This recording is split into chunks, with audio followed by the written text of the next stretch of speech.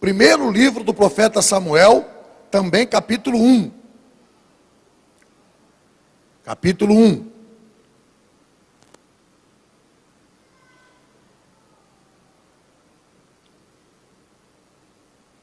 Peço toda a atenção dos irmãos, das irmãs, toda a reverência à palavra de Deus. Reverência tem a ver com respeito, é a palavra de Deus, não é um livro comum. 1 Samuel capítulo 1, vamos ler alguns versículos. Diz assim: houve um homem de Ramataim Zofim, da montanha de Efraim, cujo nome era Eucana, filho de Jeroão, filho de Eliú, filho de Tou, filho de Zufi, Efrateu. E este tinha duas mulheres. O nome de uma era Ana, e o da outra era Penina. E Penina tinha filhos, porém Ana não os tinha. Aqui há uma explicação. Pastor, era permitido o homem casar duas vezes, ter duas mulheres? A lei só permitia em alguns casos. Esse é um dos casos. Se o homem casasse com uma mulher e ela fosse estéril, portanto, ela não poderia deixar descendência, era dado ao homem o direito de casar com outra mulher para ter descendência. Ok? Então, é um caso específico da lei de Moisés que estamos tratando aqui. Verso 3. Subia, pois, esse homem da sua cidade, de ano em ano, a adorar e a sacrificar ao Senhor dos exércitos, em Siló. E estavam ali os sacerdotes do Senhor, Ofni e Finéias, os dois filhos de Eli. E sucedeu que no dia em que Eucana sacrificava, dava a ele porções a Penina, sua mulher, e a todos os seus filhos, e a todas as suas filhas. Porém, a Ana dava uma parte excelente, porque amava a Ana, embora o Senhor lhe tivesse cerrado a madre. Verso 6. E a sua rival, que é a Penina, excessivamente a provocava, para irritar, porque o Senhor lhe tinha cerrado a madre. Verso 9. Então Ana se levantou depois que comeram e beberam em Siló, e Eli, o sacerdote, estava sentado numa cadeira junto a um pilar do templo do Senhor.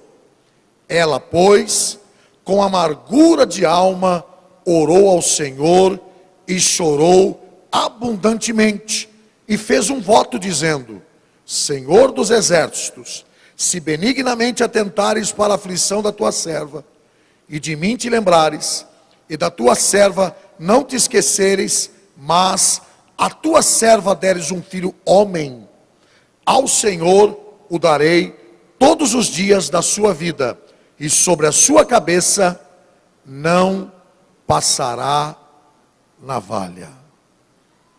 Até aí agora.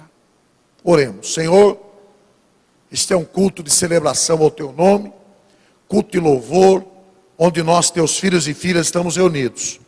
Não há outro lugar melhor para estar do que estar na tua presença e na tua casa. Já disse Davi, é muito melhor passar um dia na tua presença do que 1000 dias em qualquer outro lugar. Portanto, fala ao nosso coração, porque estamos dispostos, estamos com a mente e com o coração abertos para ouvir a tua palavra. Fala conosco e nós cuidaremos sempre em te dar a honra, a glória e o louvor para sempre. Amém. A igreja está presente, diga amém. Amém. Hoje à noite eu quero falar um pouco com a igreja, repartir com os irmãos alguns segredos da vida de Samuel. Acho que todos nós admiramos Samuel. Samuel teve uma importância muito grande para a sua nação, para os reis de Israel, para a sua família, para o seu povo, e deixou registrado algumas coisas muito importantes para a nossa vida. Alguns segredos da vida de Samuel. Porque Samuel foi um homem tão abençoado, porque Deus colocou na sua mão coisas tão importantes, medidas tão importantes. Samuel inaugurou a monarquia em Israel. Foi ele quem ungiu o primeiro rei de Israel, que foi Saul. Ele unge também o segundo rei de Israel, que foi Davi. Ele teve e sempre terá na história de Israel uma importância vital. Mas quais são os segredos? O que esse homem tinha de particular? O que norteava a vida dele? É por acaso que acontecem as coisas? Eu tenho aprendido, nesses 60 anos que estou fazendo hoje, praticamente hoje, porque é dia 19, que nada na vida acontece por acaso, irmão. Nem o fracasso, nem o sucesso. Nem a derrota, nem a vitória. Tudo tem um porquê. Tudo tem uma história. Tudo tem um contexto para acontecer. Então, estudando um pouquinho a história de Samuel, é claro que aqui não dá para a gente repartir tudo, né? Que precisaríamos de um seminário. São 2 livros escritos, tantas obras, tantas orações, tantos feitos, tantas coisas extraordinárias. Mas, nesses minutos que nós temos nesse culto, dá para a gente aprender. Eles são rejeitados pelas suas mães. Existem filhos que nascem como resultado de um ardente desejo da mãe. Que lindo isso. Eu desejei ter esse filho, pastor. Esse filho me faz muito bem, essa filha, esse menino, essa menina, independente do sexo, todos são bem-vindos. Então, o que fez Samuel ser diferente? Ele era resposta à oração de sua mãe. Segunda coisa que fez diferença na vida de Samuel, ele foi criado na casa de Deus.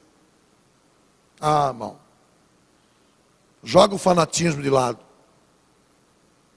Uma criança criada dentro da igreja é diferente de uma criança criada fora dela.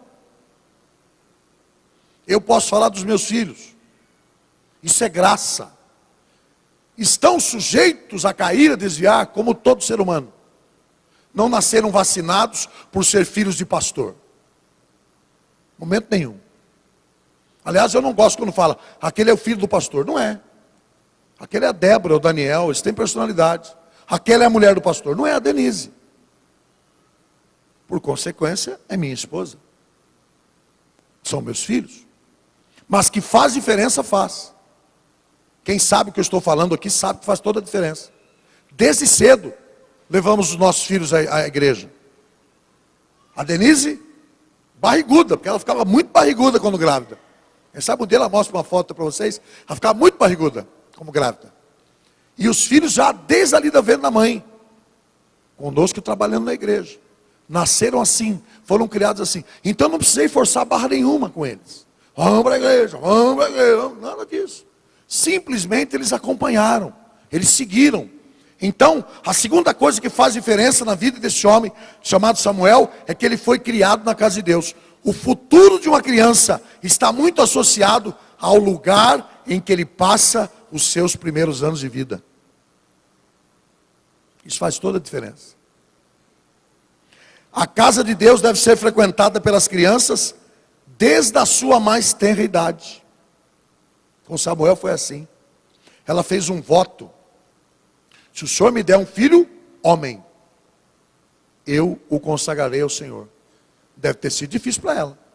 Porque se apegou, era o primeiro, o primogênito, o desejado, custou oração, custou jejum, custou favor de Deus, custou tanta luta, mas agora ela se lembra que ela tinha feito um voto. E lá vai Ana, no templo, entregar o pequeno Samuel e deixá-lo lá e voltar para casa. O que fez diferença também na vida de Samuel foi que ele foi criado na casa de Deus. Muitas pessoas talvez não entendam isso. Vivemos num mundo tão difícil, irmãos. Por quê? Porque hoje eles têm acesso a informações. E aqui vai um conselho de um pai, de um amigo, de um pastor. Não deixe seus filhos à vontade. Coloque neles limites. Coloque neles disciplina. Não deixe eles à vontade, principalmente na internet, no smartphone, nas redes sociais. Não deixe, meu querido. Mamãe, não deixe. Coloque regra. Se você não pode entrar no Facebook dele, ele não pode ter Facebook. O perigo está ali. Os casos de crianças que são enganadas, que são sequestradas, que entram para a pedofilia pela internet, são muitos. Mas parece que aquela frase se cumpre na vida de muitos.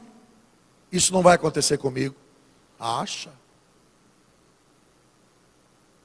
Está provado que a maioria dos casos de pedofilia são de pessoas próximas. E que é mais próximo do que a internet? Você faz amizade com pessoa que está na Inglaterra e no Japão, ao vivo e a cores. E a pessoa põe um perfil totalmente enganoso. Você não conhece. Você não sabe quem é, de onde veio, o que fala, o que faz. E a criança está ali, comendo aquilo. E eles têm tática, eles têm maneiras, eles têm meios, sem contar que eles têm a ajuda do diabo para fazer o que fazem. Então nós como pais, como educadores, não podemos ficar dormindo com isso aí.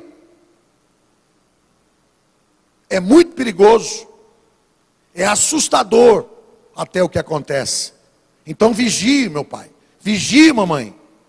Coloque disciplina. Toda criança precisa de disciplina. O mundo moderno fala de tanta coisa contrária ao tempo que nós crescemos, né? Com 60 anos, eu creio que tem muita gente da minha geração aqui. Meus irmãos, meu pai dava em mim umas boas cintadas e eu não cresci revoltado com ele e nem fui um zero à esquerda no mundo também. E posso dizer a você, com exagero às vezes, mas todas as vezes eu merecia. Pensando bem, irmã Miriam, irmã, eu merecia. Ele exagerava às vezes, no cuidado. Ele não batia com a mão, ele tinha cuidado de não bater com a mão, mas ele batia com a cinta.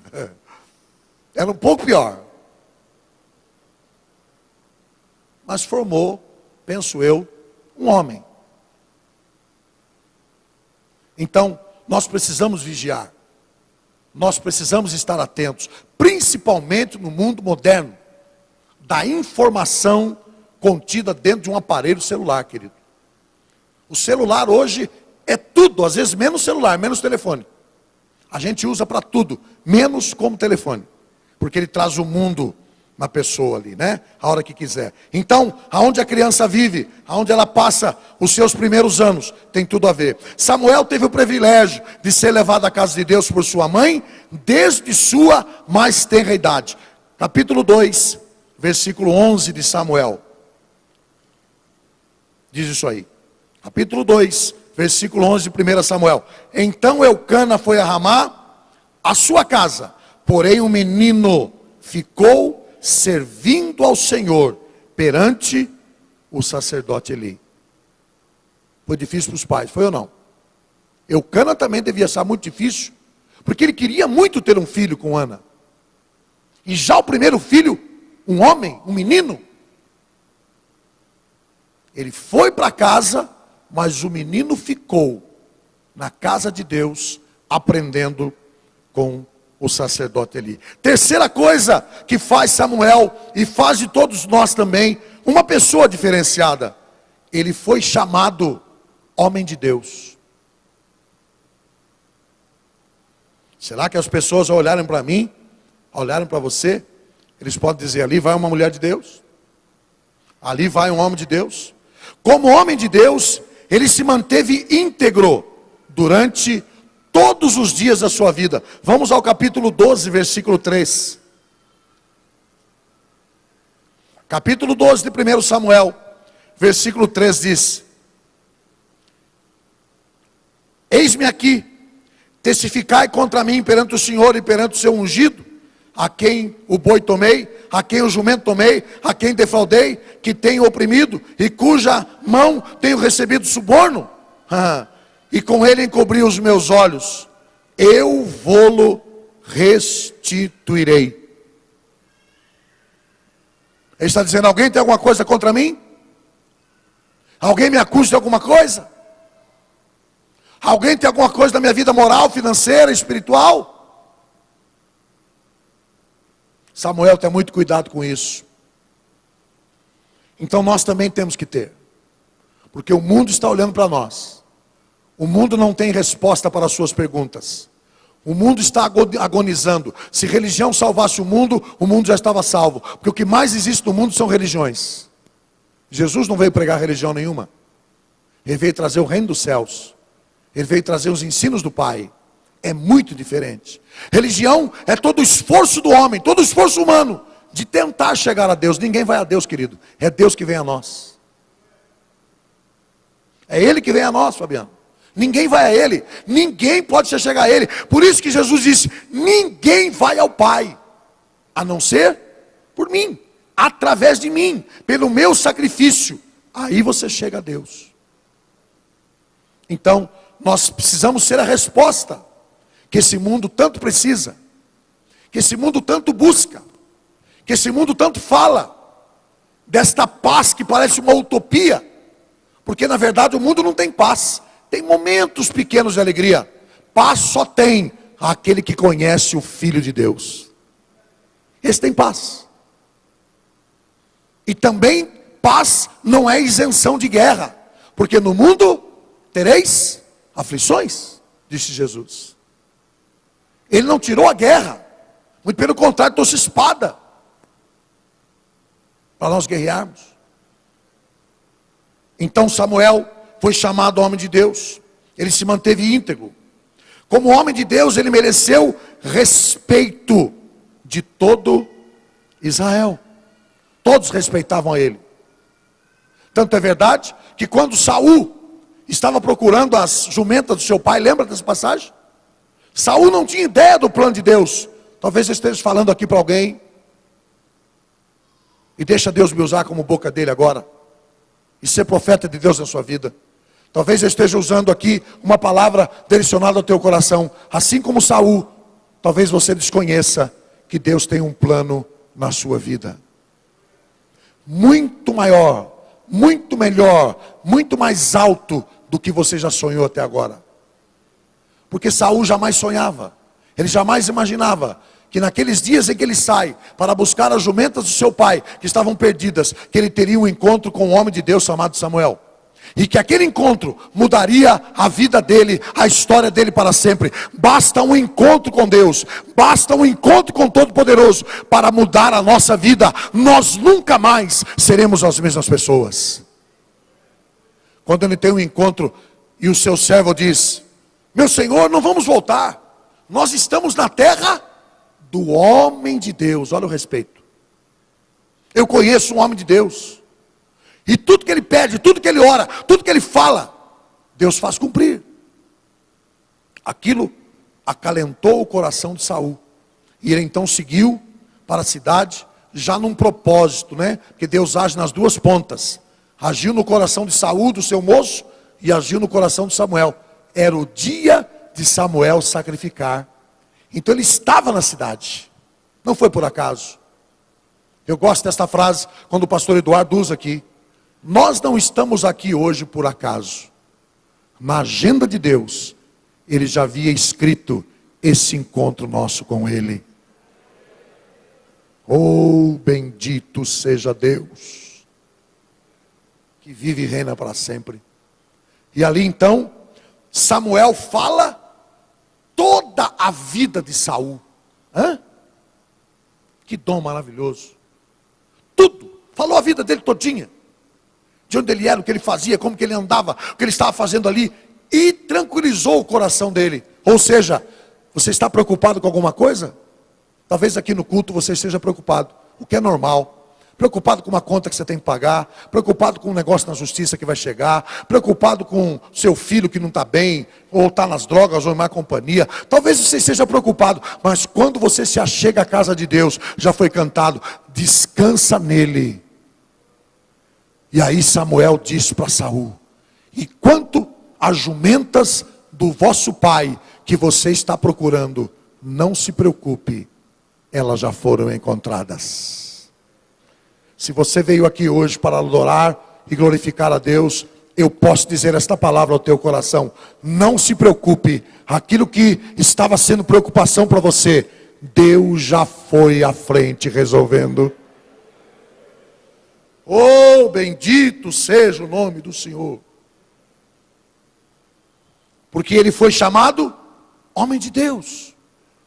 Isso fez diferença na vida de Samuel e na vida das pessoas que estavam à sua volta. Quarto, desde cedo ele manteve contato com o sobrenatural de Deus.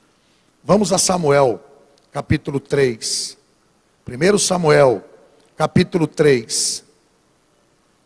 Primeiro, sobrenatural. Ele foi despertado por Deus em sonhos. Isso é sobrenatural, querido. Capítulo 3. Veja lá. O jovem Samuel servia ao Senhor perante Eli. Eli era o sacerdote. E a palavra do Senhor era de muita valia naqueles dias. Não havia visão manifesta. Estamos vendo que nesse tempo agora, irmão, a palavra de Deus nunca foi tão necessária, nunca foi tão importante, nunca foi tão necessário homens e mulheres de Deus apregoarem, anunciar o evangelho, a salvação em Jesus Cristo, como na época de Samuel. A palavra de Deus não era abundante, não havia tanta gente falando, não havia tanta gente pregando. E Deus vai se manifestar ao jovem Samuel, criança. Verso 2, sucedeu naquele dia, que estando ali deitado no seu lugar, e os seus olhos começavam a escurecer, porque já estava de idade, não podia ver, e estando também Samuel já deitado, antes que a lâmpada de Deus se apagasse no templo do Senhor, onde estava a arca de Deus, o Senhor chamou a Samuel, e disse ele: eis-me aqui. Deus apareceu em sonhos. Deus apareceu em visão para o pequeno Samuel. Mas lembre-se que na nossa caminhada desde pequeno nós precisamos ter um Eli. Porque Samuel não entendia nada do sobrenatural. Ele estava na escola de profeta, ele estava na escola de Deus, e ninguém nasce sabendo. Mas o profeta Eli, quando percebeu que era Deus que estava despertando o pequeno Samuel, na terceira vez que ele vem falar, é claro que ele demorou um pouco, mas logo ele se ligou e disse: espera aí, da próxima vez que você ouvir esta voz, não venha até mim, diga ao Senhor, fala, Senhor, que o teu servo ouve. Samuel foi diferente. E isso não é apenas para ele. Um dos motivos é que ele desde cedo manteve contato com o sobrenatural. Coisa fantástica, formidável. Deus lhe deu ousadia para entregar a mensagem ao sacerdote. Ele passou a ser boca de Deus. Ele passou a ser boca profética. Ele passou a ser a voz de Deus na terra. Isso fez dele uma pessoa especial. Irmãos, Samuel não existe mais, mas o Deus de Samuel ainda é o mesmo. E eu quero profetizar, ele pode levantar um Samuel aqui hoje à noite, para a glória, para a honra e para o louvor do nome dele. Se você crê, diga amém comigo, querido. Samuel já foi, irmão Costa, já cumpriu o seu papel, já fez o que Deus determinou, mas o Deus de Samuel ainda é o mesmo, e está aqui hoje à noite, na pessoa do Espírito Santo. É nisso que nos apegamos, é nisso que cremos. Então, Deus deu ousadia para ele, e ele entregou a mensagem. Ao longo de sua vida, ele testemunhou o sobrenatural de Deus. Outra coisa que fez Samuel uma pessoa diferenciada, ele foi extremamente cuidadoso com suas palavras. A Bíblia diz que quem fala muito corre o risco de errar. No muito falar, diz Provérbios, há transgressão. Um dia, 2 bichos estavam conversando. Eu vi no Facebook, achei interessante, peguei para mim. Um deles era uma lebre.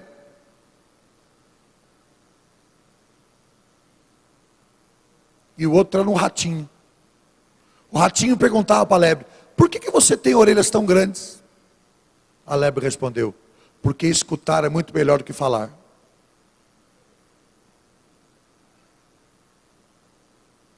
Temos 2 ouvidos e uma boca só. Mas tem gente que apenas com uma boca suplanta os 2 ouvidos. Alguém já fala mais do que o homem da cobra. Ô Jesus, tem misericórdia. Então, Samuel foi cuidadoso. Cuidado, irmão, porque a gente fica preso na palavra. Eu tenho dito aqui, não resolva coisas importantes quando você estiver nervoso. Está fora do seu emocional normal. Você está abalado, está afligido, você está pressionado. Não decida coisas importantes. Você pode jogar fora uma coisa importantíssima da sua vida, que talvez não tenha mais como recuperar. Então Samuel, ele tinha esse cuidado. Ele era muito cuidadoso, extremamente cuidadoso. 1 Samuel, capítulo 3, verso 19. Nenhuma de suas palavras caiu por terra. Olha o verso 19. E crescia Samuel, e o Senhor era com ele, e nenhuma de todas as suas palavras deixou cair em terra. Ele pensava antes de falar. Ele consultava antes de falar. Está em dúvida? A dúvida não opera a fé. Não vou resolver agora. Me dá sim ou não? Não, não vou te dar nem sim nem não. Eu não decidi. Não vou resolver essa questão agora. Samuel era cuidadoso nas suas palavras. Eu já falei aqui a diferença do pato para a galinha, falei ou não? Ou da pata para a galinha? Já falei? Para quem eu não falei? Alguém lembra? Os irmãos esquecem, então preciso falar de novo. A natureza nos ensina. Como que a galinha faz quando ela bota um ovo? Alguém já criou galinha? Eu já. Minha mãe criava e eu cuidava. A galinha normalmente quando ela bota um ovo, ela faz mais ou menos assim. Enquanto você não vê que ela botou, ela não para. Então ela vai botando 1, vai botando 2, 3, 4, uma dúzia. Muito comum. 20 ovos. Aí, ela fica choca. Já viu galinha choca? É interessante. Ela arrepia todas as penas assim e fica... Ela senta no ninho. Irmão, ela fica 21 dias lá. A bichinha faz mais jejum e oração do que qualquer crente. É um negócio interessante, Luiz Carlos. Ela fica no ninho, ela emagrece. Ela sai talvez para tomar uma aguinha, fazer as necessidades, vai pôr a mão lá para tu ver uma coisa. Mas como ela anuncia todo o ovo que ela bota, existe o tal do tchuiu, mais conhecido como lagartão. O lagartão fica só na espreita. Descobre onde é que está o ninho dela, porque ela leva ele e faz assim. E ele com a ponta da sua língua, ele fura a casca e tira de dentro todo o nutriente.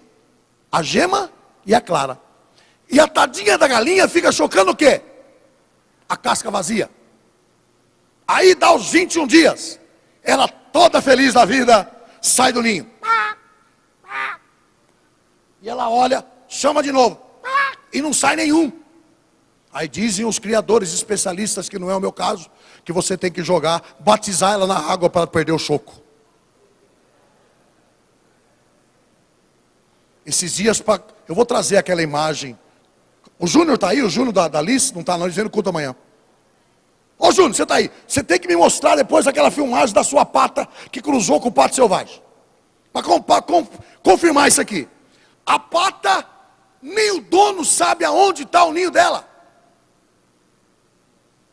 A única coisa que o dono sabe é que lá vem a pata. Sim senhor, sim senhora. E lá vem ela.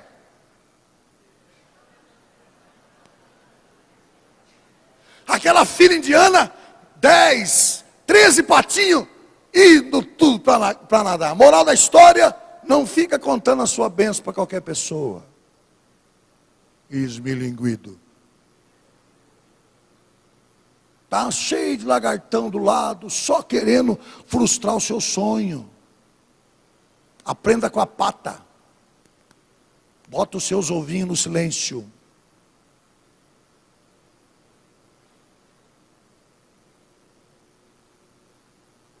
Nazareno Ecologia.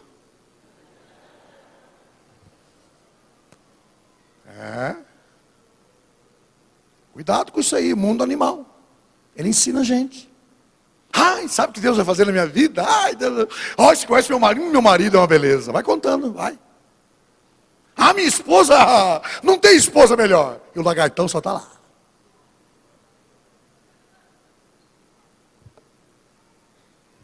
Você que está me ouvindo pela internet, aqui as coisas são assim. A gente ensina até no mundo animal. Então, o que fez dele uma pessoa diferente? Ele foi extremamente cuidadoso com as palavras. Cuidado, que a gente pode ser preso pelas palavras. Nenhuma de suas palavras caiu por terra. Jesus disse, pelas suas palavras serás julgado. Mateus 12, 37. Tiago diz, todo homem seja tardio em falar e pronto a ouvir. Tiago 1, 19. Eclesiastes 5, 2 diz, pelo que sejam poucas as tuas palavras. Eclesiastes, capítulo 5, verso 2.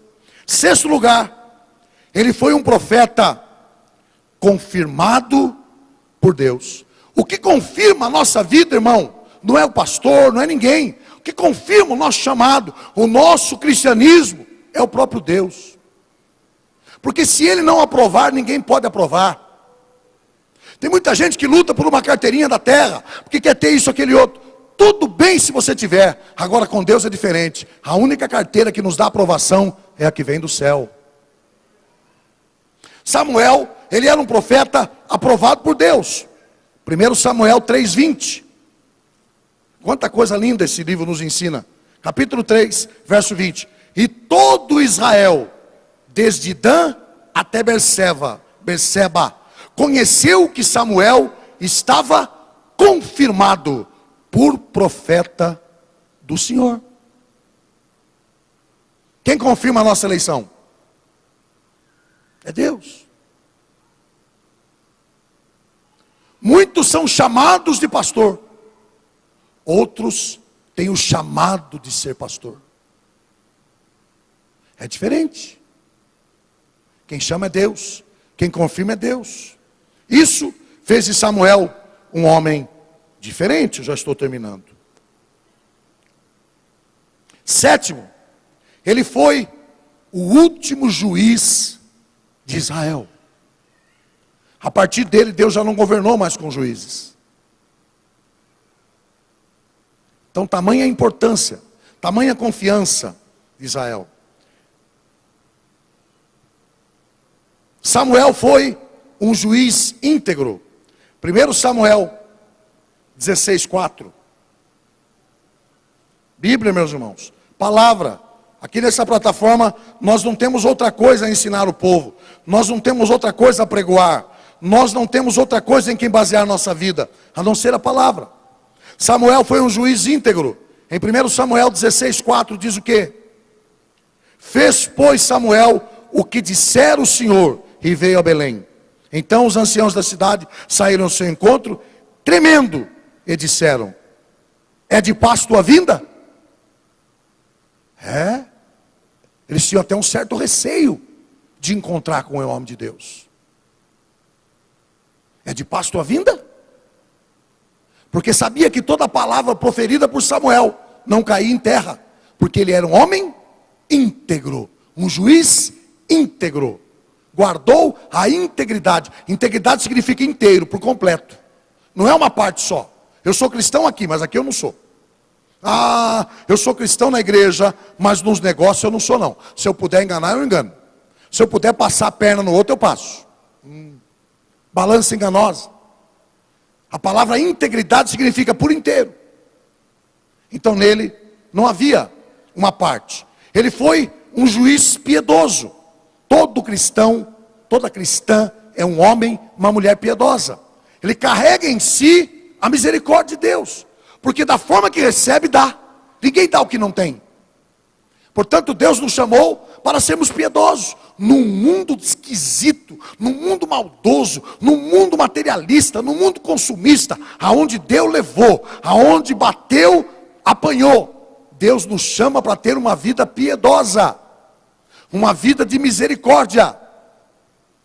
Esse é um dos diferenciais de um homem e de uma mulher de Deus. Principalmente se ocupa um cargo de confiança como ele. Já pensou ele como juiz? Julgar a nação de Israel? Já pensou se ele fosse um juiz maldoso? Quanta coisa de mal ele poderia fazer ao povo? Estamos vendo aí, irmãos. Quando a pessoa não tem temor a Deus, o que ela faz com a autoridade que recebeu? Porque toda autoridade provém de Deus. Então, Samuel era um homem piedoso. 1 Samuel 2:26. Glória a Deus por isso. Estamos lendo a Bíblia, já estamos no finalzinho. 1 Samuel 2, verso 26. E o jovem Samuel ia crescendo, e fazia-se agradável, assim para com o Senhor, como também para com os homens. Olha o ministério de piedade dele aí. Ele sabia julgar, ele julgava com misericórdia, ele julgava com equidade, ele julgava com justiça, e não justiça própria, justiça de Deus. Então, Samuel tinha essa qualidade. Isso faz a gente diferente, meus irmãos. Isso faz Deus olhar para nós com olhos diferentes. Eu tenho dito aqui, Deus não faz acepção, mas Ele faz diferença. E vereis a diferença daquele que serve e daquele que não serve a Deus.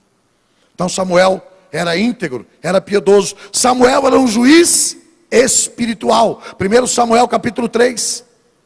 E o jovem Samuel servia ao Senhor perante Eli, e a palavra do Senhor era de muita valia naqueles dias. Não havia visão manifesta. Através da vida de Samuel, a palavra de Deus começa a ter fartura, começa a ser abundante, porque ele era um juiz espiritual. Aí eu pergunto, há 3 tipos de crentes na igreja. Qual deles eu sou e qual deles você é? O homem natural, o homem carnal e o homem espiritual. Paulo diz na carta aos Coríntios que há esses 3 tipos de pessoas na igreja. O natural, ele come, bebe, casa, morre e a vida segue. É o natural. A vida para ele é esse ciclo aí. Nascer, crescer, casar, morrer. Esse é o homem natural. Ele não crê absolutamente nada fora disso. Ele não abre os seus ouvidos para entender a palavra de Deus. A palavra de Deus quer falar com ele, quer mudar ele, quer transformar ele, mas ele é natural. Ele vive no mundo natural. O carnal, ele ouve a palavra, mas não pratica. Portanto, só faz a vontade da carne. O homem carnal. Mas o homem espiritual discerne tudo, e de ninguém é discernido. Ele compreende, ele escuta, ele acata, ele pratica, ele tem a graça de Deus sobre a tua vida, porque ele é um homem, uma mulher espiritual. Em 8º, para nós encerrarmos e ministrarmos a ceia, Samuel era um homem abençoador. Muito mais do que ser abençoado, Deus nos chama para ser abençoador. Quando Deus separa Abraão, o que ele pede a Abraão? Eu quero que você seja uma bênção. Sê tu uma bênção, disse Deus a Abraão. Muito mais do que receber, melhor é dar. Muito mais do que receber as bênçãos espirituais, ser abençoado é ser um abençoador, em todos os aspectos. Orando por alguém, dedicando por alguém, pregando por alguém, negando o mundo por amor a Cristo, isso é ser abençoado. Abençoando alguém com a nossa própria vida, até materialmente falando, e isto traz louvores ao coração de Deus. Então Samuel era um homem abençoador. 1 Samuel, capítulo 9, versículo 5. Já estou encerrando.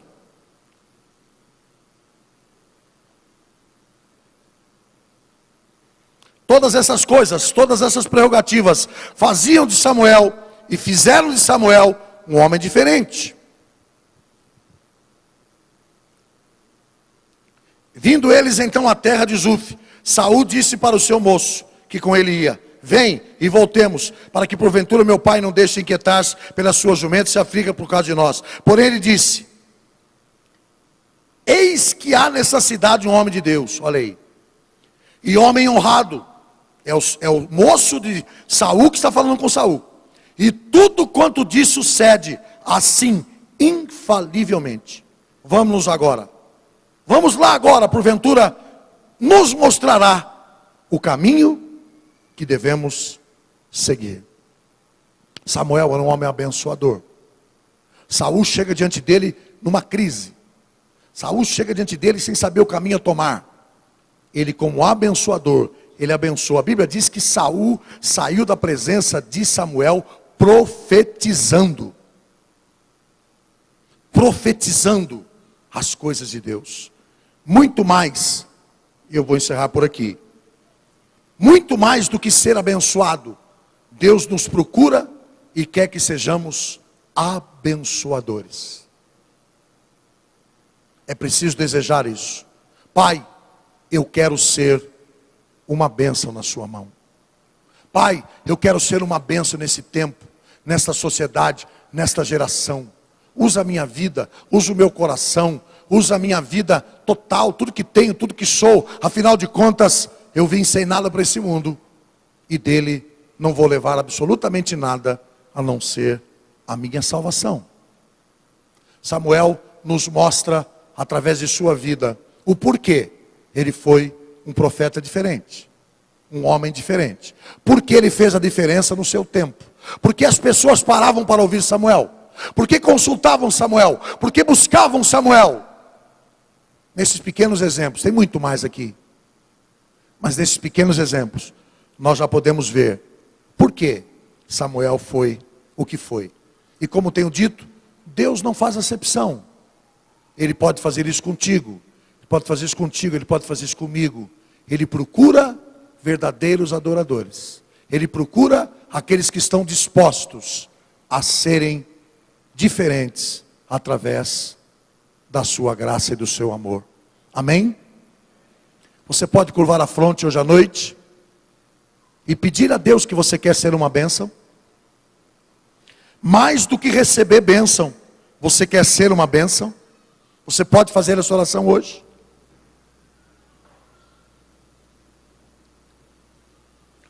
Mais do que receber, eu quero doar. Mais do que receber, eu quero dar.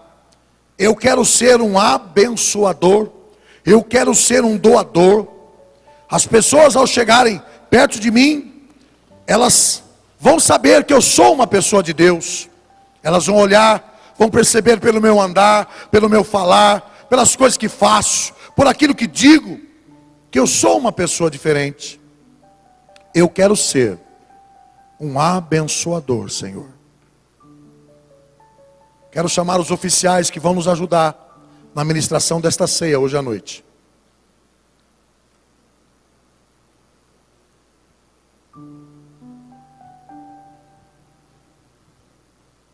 Eu quero ser, Senhor amado, como um vaso nas mãos do oleiro. Quebra minha vida e faça de novo. Eu quero ser.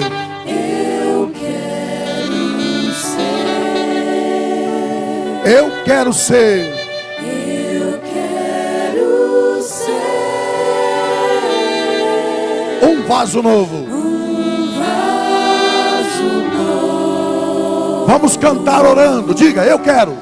Eu quero ser, Senhor amado, Senhor amado, como um vaso, Senhor, como um vaso nas mãos do oleiro. quebra minha vida, Jesus, faz de novo. Quebra minha vida. Oh, E faça de novo. eu quero ser. Eu quero ser. Peça com fé, não duvide. Eu quero ser um vaso novo. Pai, estamos diante da tua presença. Hoje à noite estamos meditando na sua morte, na sua ressurreição. O Senhor disse fazer isso em memória de mim. O Senhor veio como homem. O Senhor morreu como homem, mas o Senhor ressuscitou como Deus. A morte não pôde detê-lo. E na sua morte, o Senhor carregou, o Senhor tomou sobre si todas as nossas dores, todas as nossas enfermidades. E o castigo que nos traz a paz estava sobre o Senhor, e pelas suas pisaduras nós não seremos, nós já fomos sarados. Até que o Senhor volte, estaremos celebrando a ceia do Senhor. Amém. E graças a Deus. Podem passar, meus irmãos. Você vai receber os dois elementos da ceia. Não se antecipe. Esperai uns pelos outros. Nós vamos cear juntos.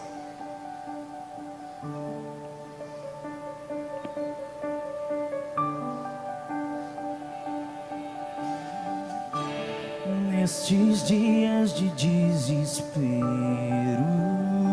Oh, Jesus maravilhoso. incerteza e medo,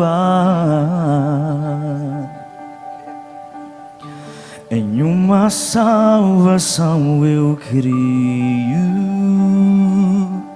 creio em ti, creio em ti.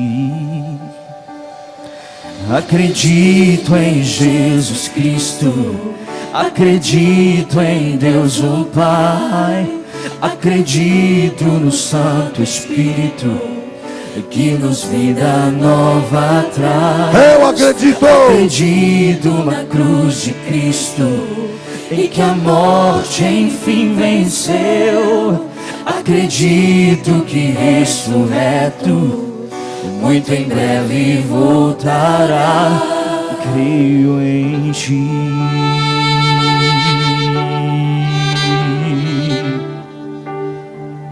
Que nossa fé não sejam hinos,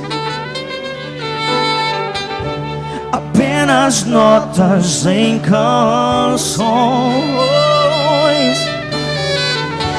e mesmo em tentações e fracos, eu creio em ti. Creio em ti, Jesus. Creio em ti.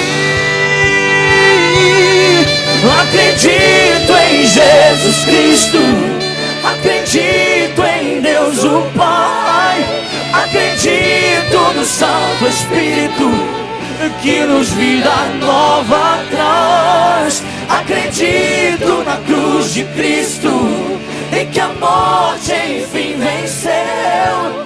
Acredito que ressurreto muito em breve voltará. O perdido encontrou perdão, pois agora que o amor venceu e que a igreja viva esse amor. Creio em ti, creio em ti, e as cadeias não prevaleceram, pois o véu rasgou e veio ao chão. Seu amor não voltará em vão. Creio em ti, creio em ti. Acredito em Jesus Cristo. Aleluia. Acredito em Deus o Pai. Acredito no Santo Espírito, que nos vida nova traz. Acredito na cruz de Cristo e que a morte enfim venceu. Acredito que ressurreto muito em breve vai, em breve voltará.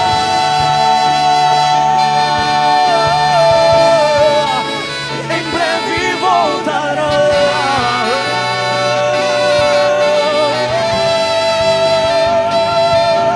Acredito em Jesus Cristo. Aleluia. Acredito em Deus o Pai. Aleluia. Acredito no Santo Aleluia. Espírito, que nos vida nova traz. Acredito na cruz de Cristo e que a morte enfim venceu. Acredito que ressurreto muito em breve vai, em breve voltará.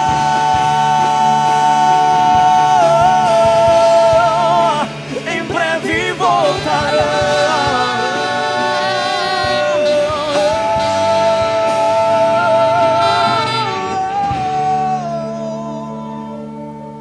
Nós acreditamos em ti, Jesus. Nós acreditamos na tua cruz, Senhor. Nós acreditamos na tua morte. Nós acreditamos na tua ressurreição. Nós acreditamos em Jesus Cristo. Nós acreditamos que Ele foi enviado pelo Pai para salvar a cada um de nós. Nós acreditamos nessa verdade. Esta verdade é a base da nossa fé. Jesus Cristo é o Senhor. Jesus Cristo é o Messias. Jesus Cristo é o Salvador. Esta é a base da nossa fé. Aleluia, aleluia, aleluia. Todos que vão participar, pegaram os elementos, todos? Amém? Nós já vamos participar juntos. Vamos servir os oficiais e na sequência vamos participar.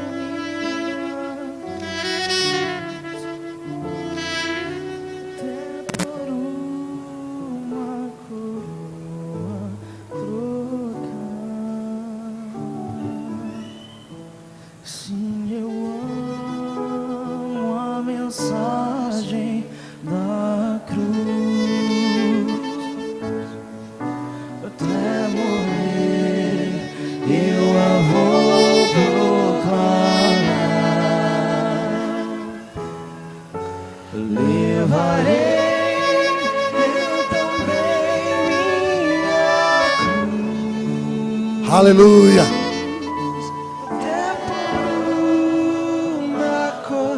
Podemos cantar de novo? Só a igreja? Sim, eu amo. Sim, eu amo.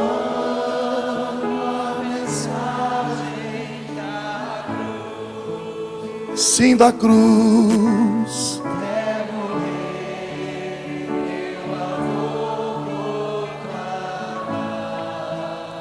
levarei.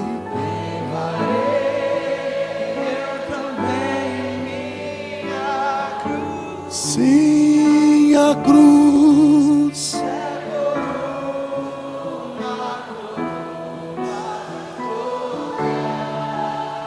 A palavra de Deus nos diz que na noite que Jesus foi traído, depois de haver ceado, ele era judeu, então ele participou da Páscoa, ele tomou um pão na presença dos discípulos, e eles não entenderam tudo na verdade.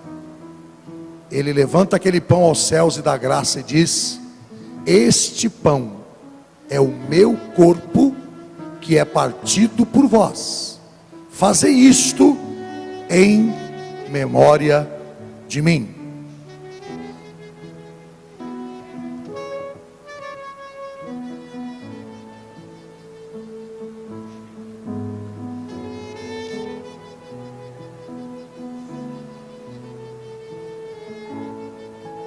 De igual modo também, depois de comer o pão, ele pega um cálice na presença dos discípulos, ele levanta aos céus e dá graça, ele ora, ele agradece. Assim como o pão ele sabia que era o seu corpo, aquele cálice ele sabia que era o seu sangue, ele diz: este é o meu sangue. Este é o sangue da nova aliança. Vocês devem fazer isto em memória de mim, porque todas as vezes que vocês comerem este pão e beberem este cálice, vocês estão anunciando a minha morte até que eu venha. Portanto, a Santa Ceia, ela tem dia e hora marcada para terminar. Quando Jesus voltar, nós não teremos mais por que fazer a ceia. Mas enquanto ele não volta, devemos ficar firmes na tua palavra, nos seus ensinos, tomando e participando do corpo e do sangue de Jesus. Levanta comigo esta pequena partícula de pão que simboliza o corpo de Jesus. Pai, nós te damos graças hoje à noite. Lembramos aqui do teu sacrifício, e como já cantamos, para nós não foi em vão. Nós acreditamos, nós cremos em Jesus Cristo, nós cremos na cruz de Cristo, nós cremos na tua morte e na tua ressurreição, até que o Senhor venha para a tua glória. Amém. Comemos dele todo.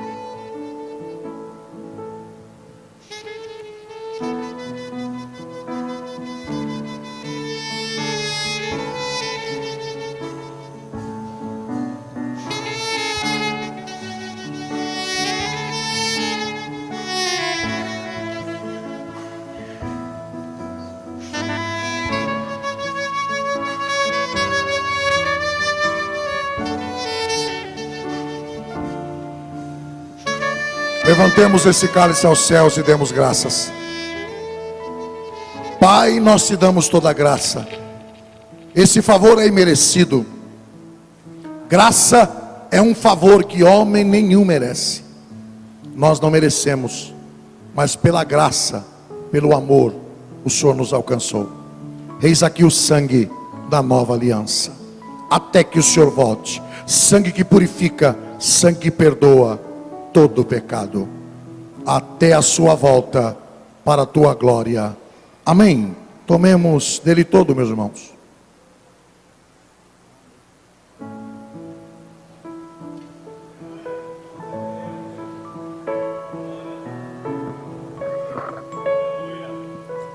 Os que puderem ficar de pé, vamos dar graças a Deus por esse momento, e nós vamos orar.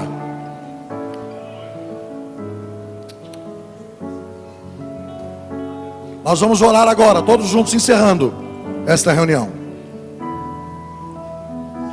Mais uma Santa Ceia, a Santa Ceia do mês de março. Se Jesus não voltar, faremos a Santa Ceia do mês de abril. Quero agradecer pelo aniversário da irmã Kátia Fiorilli. Cadê a irmã Kátia? Aí? Ô, irmã Kátia, depois você fala onde é o churrasco, viu, Aguinaldo? Marca com todo mundo. Deus abençoe sua vida, viu, serva de Deus? Muito, muito. Por todos agora, nós vamos orar e nós vamos agradecer. Feche os seus olhos. Servo de Deus, pastor Marco vai estar orando conosco. nós formamos uma grande, uma poderosa oração. Queremos colocar também a África, esta nação, este povo, esse continente, nas mãos do Senhor. Pai, nós oramos agora em torno de Jesus Cristo, Senhor. Senhor, na tua presença, o qual nós estamos nesta noite, queremos, ó Deus, unir a nossa fé, ó Pai, como igreja, como um corpo de Cristo. E queremos, ó Pai, nesta hora apresentar as necessidades, a causa, Senhor, de cada vida que aqui estás. Aquilo, ó Deus, que é impossível para o homem solucionar. Aquilo, ó Deus, que a medicina já não pode mais resolver. Tu és o Deus do impossível, Tu és um Deus que tudo pode, ó Pai. Liberta o que precisa ser liberto, cura o que precisa ser curado, levanta o que está caído, ó Pai, pelo poder do nome de Jesus Cristo. Abençoa, Senhor, as famílias, faça um milagre, Senhor, entre cada família que aqui estás. E assim, Senhor, nós também apresentamos a África, Pai, o país ao qual, o continente ao qual nós estamos orando em todo esse mês. Profetizamos, ó Pai, toda sorte de bênção sobre os nossos irmãos. Lançamos, ó Deus, palavras proféticas, ó Pai, sobre aquele povo, dizendo, ó Deus, estenda as tuas mãos poderosas naquele lugar, levanta, ó Deus, aquela nação, ó Pai, santa, lavada e remida no sangue do Cordeiro, que assim todos possam renovar as suas alianças com o Senhor, Pai, participar do pão, ó Pai, do corpo de Cristo, ó Pai. Estabeleça o teu reino sobre nós, Pai. O Senhor seja exaltado e glorificado. Daremos honras e glórias para todos sempre ao Senhor. Que assim seja, meu Deus. Nós concordamos com a oração do teu filho. Nos despede desse lugar, mas não da tua presença. Leva esse povo, a menina dos teus olhos, a tua igreja, o Israel de Deus que se reúne nesse lugar. Livra de todo perigo, de todo mal. Abençoa uma semana abençoada, uma noite de sono tranquilo e reparador.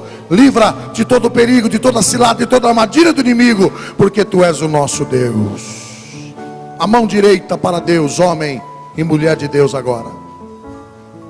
Que o grande amor de Deus o Pai, a graça do Senhor Jesus o Filho, a unção, a consolação do Espírito Santo do Senhor Deus, esteja sobre todos vós no dia de hoje e permaneça para sempre. E aqueles que amam a Jesus e a sua vinda, digam: abraça pelo menos 15 mil pessoas aí, no amor de Cristo. Temos uma cantina gostosa, temos o pastel ali no galpão da comunhão. Deus te abençoe, Deus te guarde. Nós temos a farofa lá atrás. Nós temos a nossa ilha missionária, né? Temos a farofa da nega e temos bolsas, tudo para a missão na África. Você também pode participar, comprando a farofa e uma bolsa missionária. No galpão da comunhão temos a cantina. Deus te abençoe, Deus te guarde.